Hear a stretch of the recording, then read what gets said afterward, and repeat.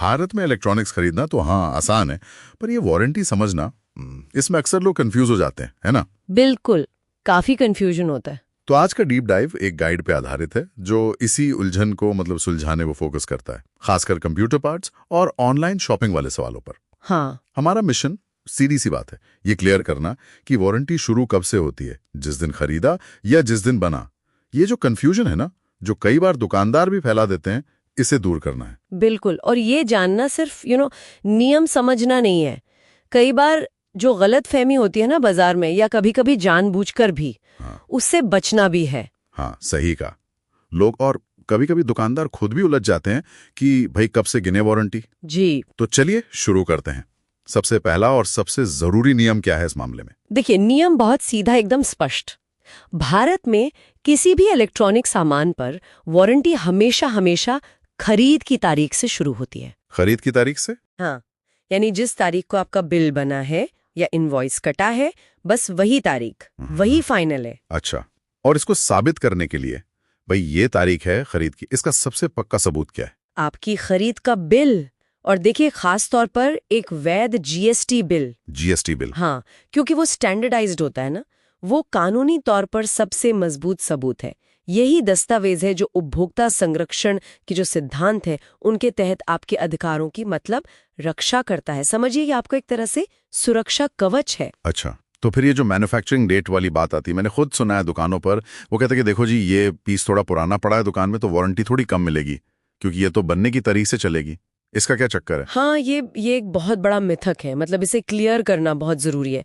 Product की manufacturing date जो उसके सीरियल नंबर से जुड़ी होती है, वो वारंटी तय करने का पहला या मुख्य आधार नहीं है। नहीं है? बिल्कुल नहीं। निर्माता इसे सिर्फ एक क्या कहते हैं, अंतिम उपाय या फॉल बैक की तरह इस्तेमाल करते हैं। Fall back? अच्छा, मतलब किस सिचुएशन में, कब जरूरत पड़ती है इसकी?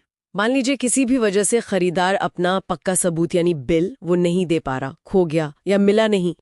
ऐसी बहुत रेयर सिचुएशन में कंपनी फिर अपने रिकॉर्ड के लिए वो सीरियल नंबर से जुड़ी मैन्युफैक्चरिंग डेट को देख सकती है, एक अंदाजे के लिए।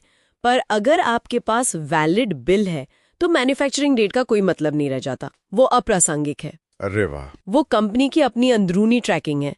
कंज्यूमर के लिए रूल बिल डेट ही है। समझ गया।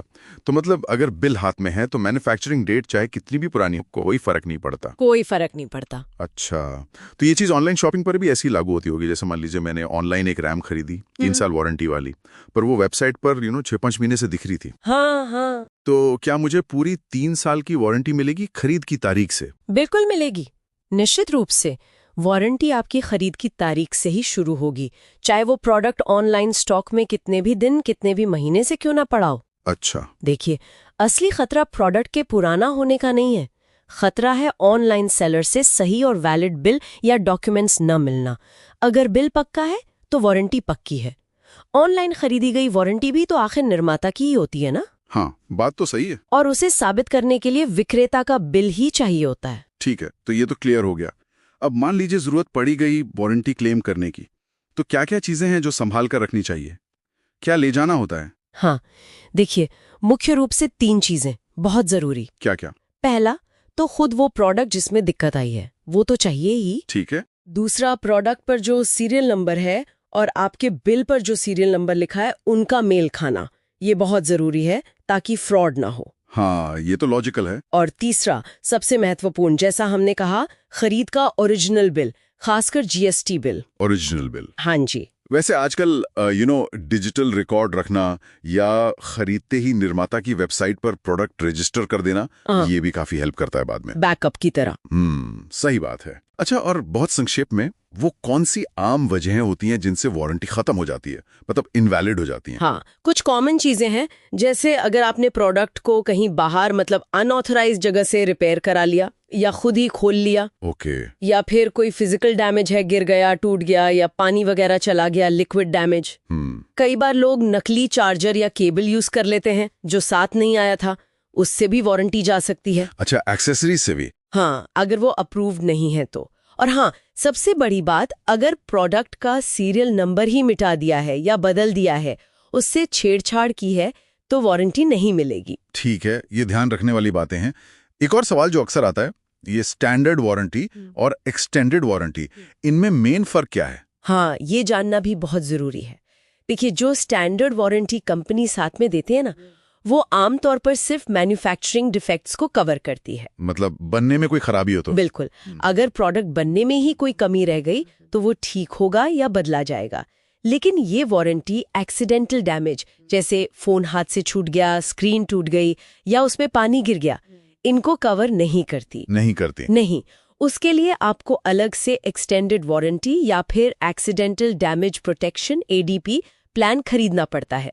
वो एडिशनल होता है। समझ गया। तो स्टैंडर्ड मतलब सिर्फ मैन्युफैक्चरिंग डिफेक्ट और एक्सीडेंट वगैरह के लिए अलग प्लान। बिल्कुल। ये सारी जानकारी तो बहुत ही काम की है। अगर हम इसे समेटना चाहें तो सुनने वालों के लिए सबसे जरूरी बात क्या है जो उन्हें गांठ बांध लेनी चाहिए? सबसे अहम बात एक लाइन में कहूं तो आपकी इलेक्ट्रॉनिक्स वारंटी खरीद की तारीख से शुरू होती है, पॉइंट। और आपका खरीद का बिल ही इसका फाइनल और सबसे मजबूत प्रूफ है। और मैन्युफैक्चरिंग डेट? वो बस एक बैकअप है, वो भी तब जब बिल किसी वजह से ना हो। बिल है तो बस बिल ही चलेगा। यानी सही जानकारी हो और डॉक्यूमेंट्स खासकर बिल सही सलामत हों तो फिर उपभोक्ता आराम से कॉन्फिडेंस के साथ वारंटी को समझ भी सकते हैं और जरूरत पड़ने पर क्लेम भी कर सकते हैं। बिल्कुल सही कहा आपने। जानकारी है तो आप सशक्त हैं, खासकर ऐसे मामलों में। चलिए, तो इस डीप डाइव के आखिर में एक सवाल छोड़ जाते हैं सोचने के लिए। हमने ये तो पक्का कर लिया कि वारंटी खरीद की तारीख से शुरू होती है, लेकिन उन प्रोडक्ट्स का क्या जिन्हें खरीदने के बाद घर पे आके इंस्टॉल करना पड़ता है, जैसे AC हो गया या वाटर प्यूरिफायर? अच्छा पॉइंट है। इनमें तो खरीदने और असल में इस्तेमाल शुरू होने में, मतलब इंस्टॉलेशन के बाद अक्सर कुछ दिन, कभी कभी हफ्तों का भी गैप आ जाता है। हाँ, आ जाता है। तो क्या ऐसा हो सकता है कि भविष्य में कुछ खास प्रोडक्ट्स के लिए ये वारंटी शुरू होने की परिभाषा थोड़ी बदले, जो शायद इंस्टॉलेशन की तारीख या असल इस्तेमाल की तारीख को ज्यादा महत्व दे? क्या लगता है? ये सोचने वाली बात है। हाँ, ये वाकई एक इंटरेस्टिंग सवाल है, आगे के लिए सोचने लायक है।